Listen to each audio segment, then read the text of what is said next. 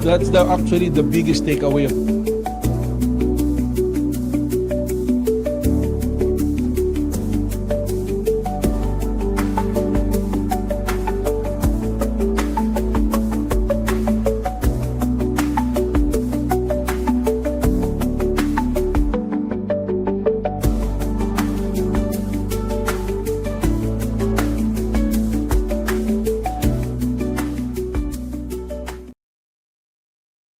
that's actually the biggest takeaway of this case, setting aside all the noise and all the political issues na sinasabi.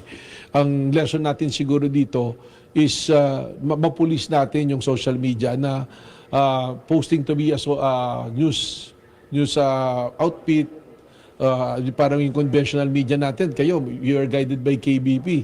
Pag may ginawang kalokohan, pwedeng magsuspinde, magpato ng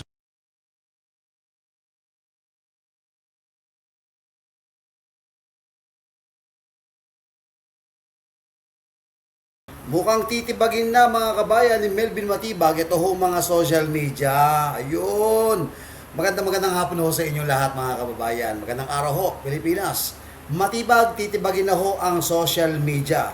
Matibag, mainit to mga kabayan sa social media ngayon at napaka-sensitibo naman itong mga kabayan natin pag-uusapan dahil baka sabihin ay pinupunti natin ng NBI. Hindi po.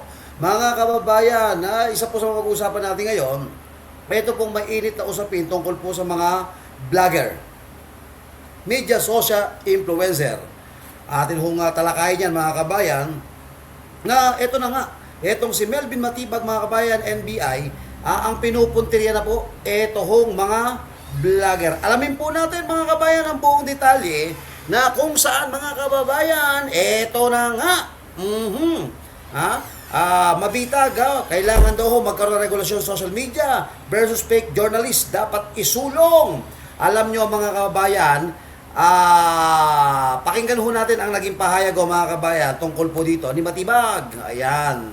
Okay, pasok! Biggest takeaway of this case, setting aside all the noise and all the political issues na sinasabi, ang lesson natin siguro dito is mapulis natin yung social media na posting to be as news. Nako, eto na yung social media, ipapapulis na. Kasama ho mga kabayan, si Auntie Claire dyan. Yun daw ho social media ngayon mga kabayan, kailangan mapapulis na itong mga to. Kailangan, bakit? Nagpakalat daw ho mga kabayan ng mga fake news. At siguro, isa sa mga nakita ho mga kabayan, kaya siya sabi niya sa social media, kumalat ho mga kabayan, ito hong video mga kabayan, ito hong si Melvin Matibag. O, di ba? Kumalat ho yung video niya na kung saan meron hong pagbabanta, na papatay siya, na walang ebidensya, kung magmura ay malutong, may nakita pa ho na sa isang video na nagtitip, napakagalante. Ganun ho mga kabayan. Binulgar ho sa social media mga kabayan. At hindi ho binulgar ng mga mainstream media. Kaya sabi niya, kayo yung mainstream media. Kayo ang lihitimo. Ayan. Kayo yung mga legit. Ayan. Yung mga social media naglalabas ng ganito, sabi niya, kailangan mapapulis natin yung mga yan. Eto kasi mga kabayan, unang-unang tinamaan ho mga kabayan si Director Melvin Matibag na dating PDP ho yan, tao ni Digong, Tatay Duterte. At eto na, at sinabi niya, papupulis na natin yan. Tapos may binanggit pa ho dito mga kabayan eto ba? Sa outfit, parang yung conventional media natin, kayo, you are guided by KBP. Parang ang professional media natin, dapat kayo lang may karapatang maglabas. Kayo lang. Kasi kayo hindi niyo sa mainstream media, hindi niyo nilabas yung video ko Yung video ko na nagmumura ako. Yung video nagbabanta ako, bagamat nagkasundo na ho sila, inilabas mo kasi doon sa social media. Sa mainstream media ho, hindi nilabas. Kaya natural, kung halimbawa ho natin, kung halimbawa po, ang naglabas po niyan ay mainstream media, baka purihin niya ho itong mga vlogger na hindi ho naglalabas ng patay kita, walang ebidensya, malulutong na mga mura, di ba? Ngayon mga kabayan, eto na mga kabayan ang nangyari. Papupulis, mukhang pag-iinitan na mga kabayan ang mga vlogger. Pag may ginawang kalokohan, pwedeng magsuspinde, magpato ng suspension. So probably, we will push sa legislation. Ito, pinagmamalaki niyo ho, ulitin ko, ano ho, pinagmamalaki niyo yung KBP. O dapat membro kayo, yung mga ito, membro kayo ng KBP. Kapisanan ng broadcaster ng Pilipinas. Isa hong samahan ho ito na po pwede ka sumama o hindi. Okay? Hindi ho ito compulsory na kinakailangan sumali ka sa KBP. Hindi po batas ang KBP. Hindi po Republic Act ang KBP na kinakailangan. Sumunod ka at compulsory, voluntarily, compulsory sumunod ka doon para ho kayo mag-member ng KBP. Hindi ho ibig sabihin po ng mga kababayan sa KBP, lahat ho doon ay patawang ka ng suspension. Yun lang po miyembro po nila. Paano may mga ayaw mag-membro ho dyan?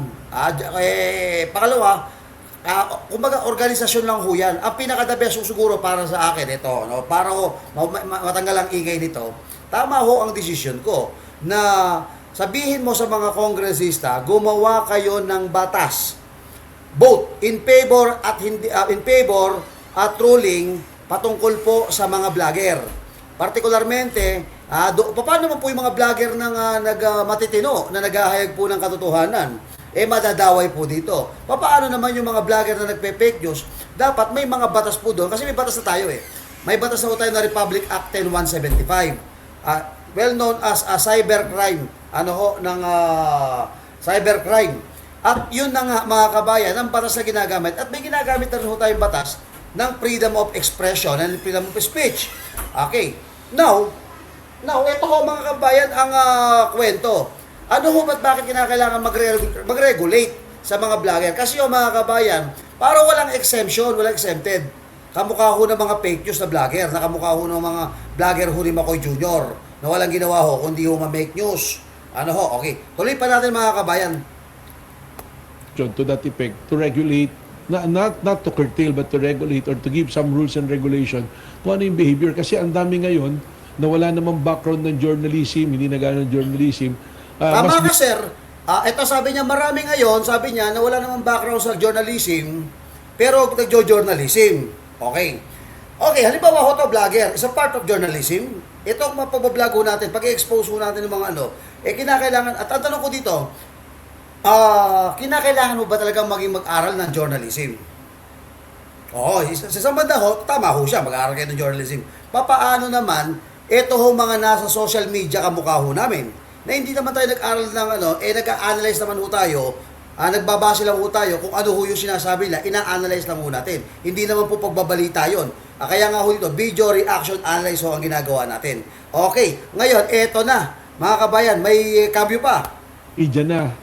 Even on the small provinces, locality, yun na yung pinopost nila. And that's very unfair to you. Na mga nag-aral talaga, may background, nagbabayad ng buwis. Di ba? Kung ano yung pumapasok, inahanap talaga. So, ibig sabihin, kayong mga vlogger, kayong mga social media influencer, baka hindi kayo nagbabayad ng buwis. Ipaliwanag lang ho natin, mga kabayan, mas malaki pa nga ho kalta sa amin sa buwis Bakit? Ang YouTube po, mga kababayan, sa Amerika ho ito.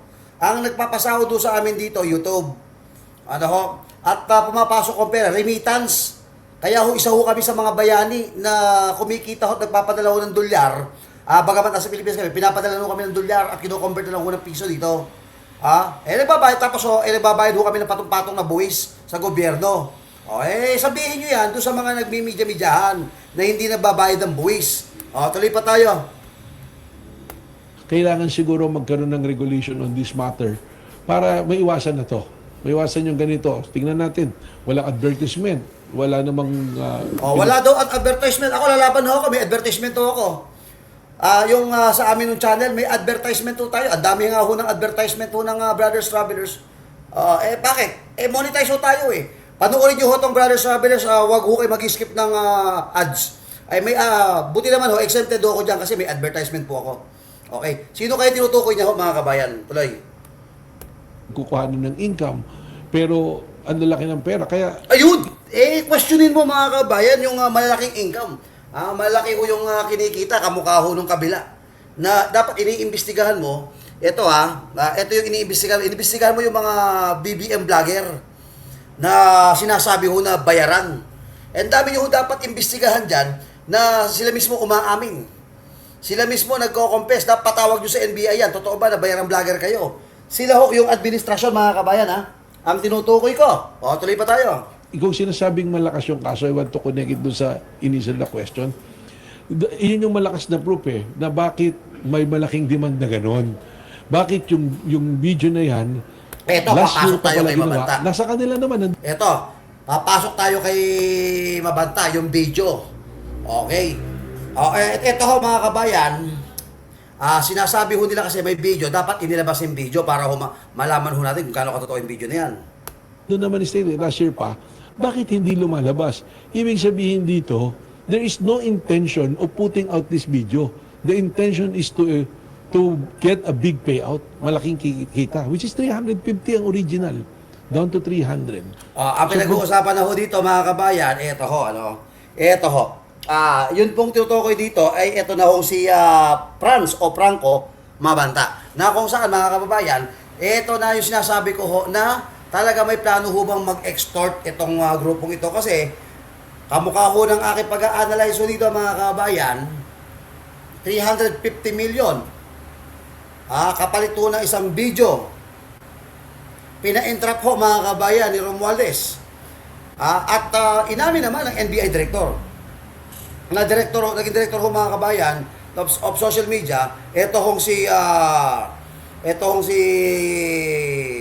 Franco Mabanta. Okay. Tuloy tayo. Binalikan na yung history, they're trying to build up. Sabi sila, nag-research ng mahaba. O siyempre, para kang nag-produce siguro ng isang pang-blockbuster na pelikula na kailangan blockbuster din ang kita, di ba? Director, yung supposed 90-minute video expose daw nila Mabanta. Of course, kasi yun yung subject no? Ang ko dito niyan, yung sa 90-minute na sinasabi na yan, hindi yan hawak, but we were able to get hold of their gadgets. And nahuli sila with the violation in relation to Republic Act 11. Okay, alam mo kung sincero ho itong NBI sa paghuli ho sa mga fake news.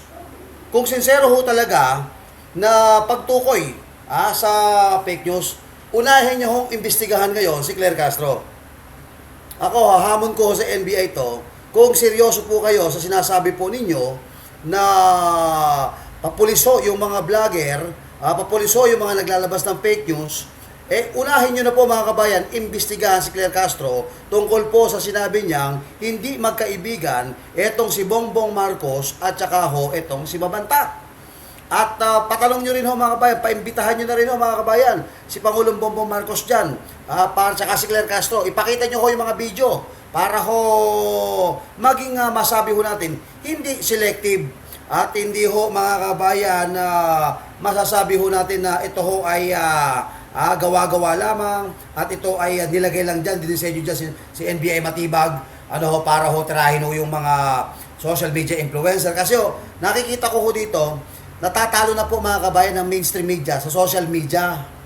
Malakas po ngayon ang social media, mga kabayan. Mas nanonood po ang mga tao sa social media kumpara po, mga kabayan, sa mainstream media. Kaya nga makikita mo na ngayon bilang kalakasan ng social media, yung mga mainstream media naglalagay na rin sila ng kanila hong social media. Okay, ulitin ko DZMM, di ba? Bukod doon sa radyo nila, meron pa sila sa YouTube. Lahat to sila ngayon, meron na silang mga social media, aside sa mainstream media. Bakit? Doon ho malakas, mga kabayan Doon ho mahataw ngayon So, mga kabayan, ano ho ang nakikita hong implikasyon nito? Ano ho ang nakikita natin dito? Kaya marami nagtatanong kung martial law na nga ba, mga kabayan, sa panahong ito. Tuloy po natin, mga kabayan. 85, which is the anti-cybercrime law, no? So, yan, ebidensya lahat yan. And we will, even if they will be released on bail, it will be under our possession. Pwede na namin actually buksan ngayon yan at tingnan sino yung mga kinausap, ano yung mga history na nangyari dyan, ano yung mga videos pa na nandiyan dyan, meron bang ibang naging biktima. But just the same, just to be sure, just to be fair, at wag sabihin na politika, we are already applying for a cyber warrant to access all their gadgets para makita po namin. Director, Yes po. CJ Hero, you mentioned person of interest. Mapatawag din po ba or na-contact niyo? Well, ipapatawag namin siya. We will go through the process. Actually, kung tutuusin, based dun sa complaint na binigay, dapat napasama na siya. But we want to exercise caution and the NBI would like to follow the rules. Na sobra na, bigyan natin na sila ng mas sobra pa dun sa requirement ng due process para wag sabihin na politika. Kasi nakakasawa na yung maririnig mo, politika. Ito kasi mga kabayan, ito normal ho na sabihin ho dyan na politika. Kung hindi ho kayo namumulitika, NBI Director, abay, hindi lang po itong mga isang mukha ang tinitignan po ninyo. Kailangan, imbestigahan nyo rin po mga kabayan, yung mga makakaliwang vlogger, yung mga loyalistang mga vlogger. Para ho magpantay-pantay ho tayo. Hindi lang yung mga loyalistang vlogger, pati ho yung mga pinklawan at dilawan. Tuloy tayo. Okay. Again, this is my opportunity to say, we have 192 cases, successful operations, indicted, resulting to indictment and arrest. Mula po noong February 23 when I assumed office. Doon po sa sinasabi... Palakpakan, mahusay ka na. Sige na, talaga binida niya sarili niya. Ito po yung mga accomplishment po namin. Nilang politika, 3 lang yung kaso.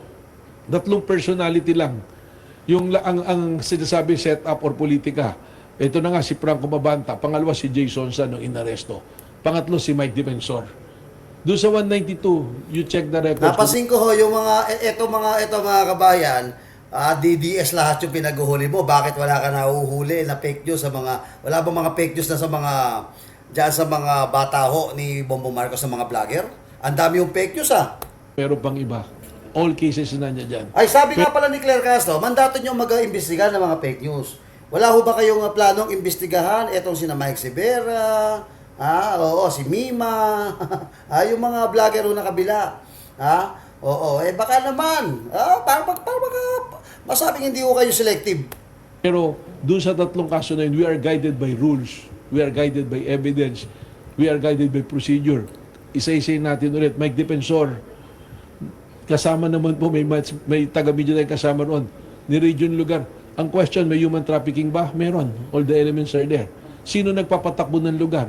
Nakarehistro sa pangalan ng asawa at anak niya. Yung palang asawa at anak niya, bakit si Mike Defensor ang inuhuli ninyo? At ba't dinadaway-damay mo yung pangalan ni Mike Defensor? Ito simple logic lang diba, ang nahuli ho doon mga kabayan, yung asawa ni Defensor, sabi niya, at saka yung anak niya. Hindi naman si Mike Defensor. Bakit bukang bibig mo si Mike Defensor? Kung sinasabi niyang dapat wag isama yung asawa at anak, siya yung naglagay sa asawa at anak niya dyan. Ngayon, kung talagang gusto niyang iligtas yung asawa at anak niya, baka maganda gawin ni Mike Defensor, umami na lang siya.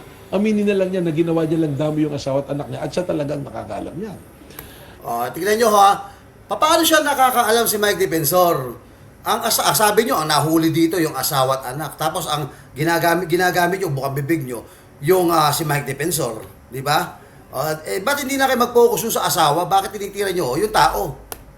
Jason Sa, inaresto namin based on na mandato de arresto na inisyu ng RTC na yun naman malinaw yung nakalagay not bailable. So sabi, bawal mag-aresto pag weekend or what. But on non-bailable cases, kailangan gawin namin yung mandate natin. Alam naman natin pag may aresto at non-bailable, tumatakas. So inaresto natin, anong ginawa ng NBI after ma-arrest? Yung return of service of warrant, agad na binigay sa korte because I myself and the Sino tumatakas? May tumatakas. people of NBI, gusto naming malaman, non-bailable ba talaga to? And the court rectified the order on May 2, Saturday, na pwede na sila mag-bail. Pinuntahan Hindi, paliwanag mo, nag-sorry yung judge. Nagkamali yung judge. Dapat sabihin mo dun, nagkamali yung judge na humingi na nga sorry. warden namin si Jason Sa, anong sabi niya? May sakit nasa ospital yung lawyer, hindi makapagpiansa. At sinasabi ni Attorney Mark Tolentino na very humble yung judge, nag-apologize. Very humble to yung judge. Ito. Guys, that's the half of the story. Because the other side, pinagsabihan siya na bakit pwede na mag-bail, hindi ka nag-bail nung Sabado. Teka, paano ako magbe-bail nung Sabado? Nakalagay nga ho doon, non-bailable ho. Ito, ulitin ko sabi ni, parang baliktad ho mga kabayan, ang sinabi ho dito, ang very humble ho daw yung judge, sabi niya, pwede ka naman mag-bail nung Sabado. Paano ka mag-bail nung Sabado? Yung dokumento nga ho nakalagay doon, non-bailable. Ngayon, ito tanong ko. Kaya nga ho, sino totoo? Sino sa tingin nyo mga kabayan na magsasabi ng totoo? Nag-sorry yun, judge. Kaya Sir Jason Sonsa, sabi nga Sir Jason, okay lang yun, tao lang eh. Kayo na mag-isip bakit ginamit na ganun. Sa social media, yan na naman yung mga nagpaano na media outfit. Kawawa naman si Jason Sa, hindi pa rin pinapakawala ng NBI. Meron ng release order. But we are also guided by rules. Kung may iba ka pang kaso na pwede kang i-hold, walang clearance, kailangan i-holdingan mo ng clearance. Kaya hinold nyo si alam nyo mga kabayan, ibig sabihin ba kaya naka-hold doon? Although nakapagpiansa na, hinold nyo para check nyo kung check nyo kung may kaso o wala. Ang tanong, gaano katagal ho may hold ang isang tao para malaman nyo may kaso o wala? May 4 na kaso siya. Lumabas dun sa database na hindi. Anong ginawa namin para walang issue na politika? Mag-sign na lang kayo ng undertaking na yung clearance ipiprovide nyo sa amin after 3 days. Tumawad si Atty. Tolentino, pwede ba 7 days? Binigay namin. Pero sa social media, nung sinasabi nila, ang NBI tool nilalabanan. Yan yung kay Jason Sa. Ngayon kay Franco Mabanta. Ando doon kayo. Nung ni-raid, nung hinuli, paano magiging setup? So, it's just unfair. I'm saying this because it's very unfair to the men and women of NBI. Kami po rito kumikilos hindi base sa opinion, hindi base sa emosyon, hindi base sa political affiliation, kundi base sa ebidensya na ayon sa batas at naayon sa proseso ng NBI at ng batas. Ayan ho mga kabayan, ang paliwanag ho ni Ginoong Melvin Matibag.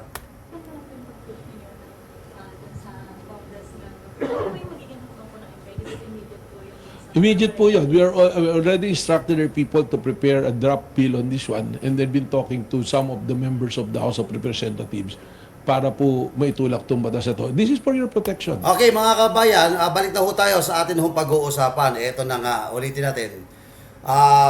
Alam naman ho natin mga kabayan, hindi ho mapapasinungalingan ito. Ito hong si Melvin Matibag, mga kababayan ko. Ito po ay tinamaan sa social media. Kung saan hindi ho ipinalabas sa mainstream media, yun hong mga, kumbaga parang bastos no? Yung mga nakakatakot, pagbabanta. Tapos may ganun palang attitude mga kababayan. Ngayon, inilabas po sa social media. Kaya ngayon, mainit na init ho mga kabayan, itong NBI na kung saan, sa mga social media, kamukha ho ng mga, sabi niya, hindi naman kayo lehitimong mga dapat may magpupulis sa inyo. O dapat kayo, hindi kayo dapat ang social vlogging ho, at sabi niya, hindi naman kayo nagbabayad ng buwis. Ako, kaya ko hindi batihin dito si Mel Matibag. Sir, kami ho, ang mga YouTuber ho kami, magbabayad po kami ng buwis. Tandaan nyo ha, kayo ay YouTube, binabawasan na po, kinakaltasan po kami. At ang remittance po namin, nanggagaling pa ng Amerika. Pangalawa, yung sinasabi nyo ho mga kabayan, na pagbabalita, kami ho dito, nagbibigay po kami ng opinion, analisasyon, reaksyon. Yun ho ang ginagawa po namin. Na nakabase po kami kung ano po ang pinapalabas po ninyo, yun po ang amin pong binibigyan ng reaksyon. O ngayon, yaman din lang mainit po mga kabayan ng National Bureau of Investigation. Patungkol po dito sa isyong issue ito talagang issue based tayo Oo. Ngayon mga kabayan, marami ho yung nagtatanong. Eto na nga ang mga nagtatanong ho mga kabayan, alin to? Isa ho sa mga post na nakita ko mga kabayan, sa isang post po, na tinatanong po mga kabayan itong si Melvin Matibag. Tama po kayo itong si Melvin Matibag po mga kabayan. Ang tinatanong po sa kanya ganito. Tungkol po yung tinatawag ho nilang pera, yung mark money o yung budol money. Ito maganda ho ito mga kababayan. Atin hong talakayin ito Ito. Dito mukhang tagilid ho mga kababayan. Ito hong si Melvin Matibag mga kababayan. Bakit? Sige, pag-usapan ho natin si Melvin Matibag. Ang sabi po mga kabayan ni Melvin Matibag, eto na. Oo, eto na. Yung tinatawag po ng mark money, ang tawag ko dyan, budol money. Sa rekto po namin pinagawa yan. Wala pong pera nilabas dyan si Romualdez. Eto na. NBI Melvin Matibag.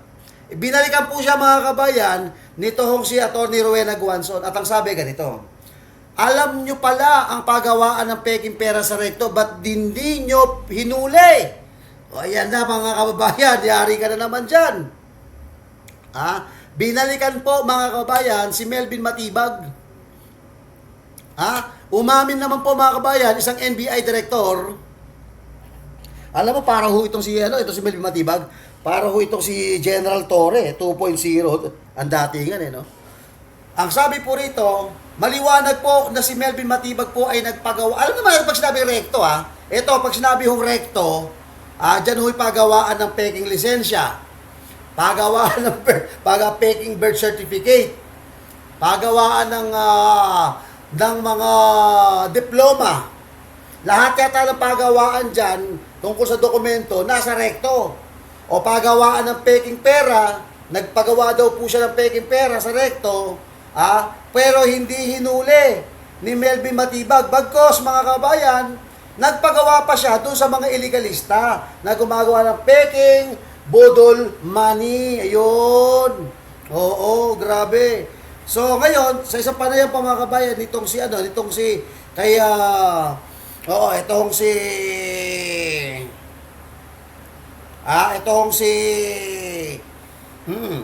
ni Rowena Guanzon, sabi niya, alam mo pala na may peking may pagawaan na peking pera diyan. Ang tanong ko sa iyo, Melvin Matibag,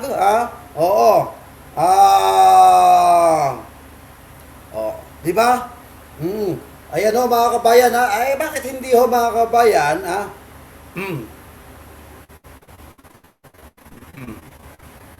ito, marami ho medyo nang question ko dito. Ito tanong mga kabayan.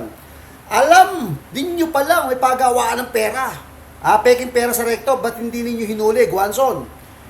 Mas lalong uminit ang online ng usapin kaugnay ng mag-aresto kay Peanut Gallery Media Network PGMN, founder ni Franco Mabanta matapos muling banatan ni dating COMELEC at COA Commissioners Atty. Rowena Guanzon ang National Bureau of Investigation o NBI kaugnay ng paggamit umano ng budol money sa entrapment operation.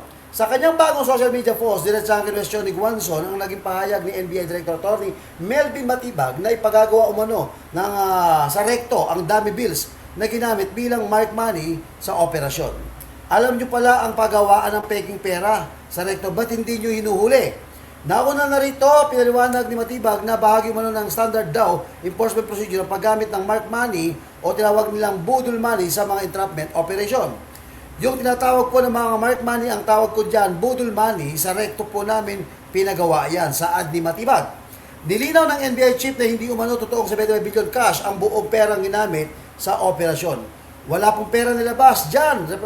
Si Representative Martin Romualdez, may pang ibabaw po na totoong pera, dagdag pa niya. Kaso nito, muling binalikan online ang isa pang umanong pahayag ni Guanzon kung saan kinwestiyon kung sino ang umano ang talaga ang nahuhuli ng NBI. Bilib ako sa sipag NBI ngayon. Matanong ko lang, sinong kakampi ng administrasyon na nahuli ninyo?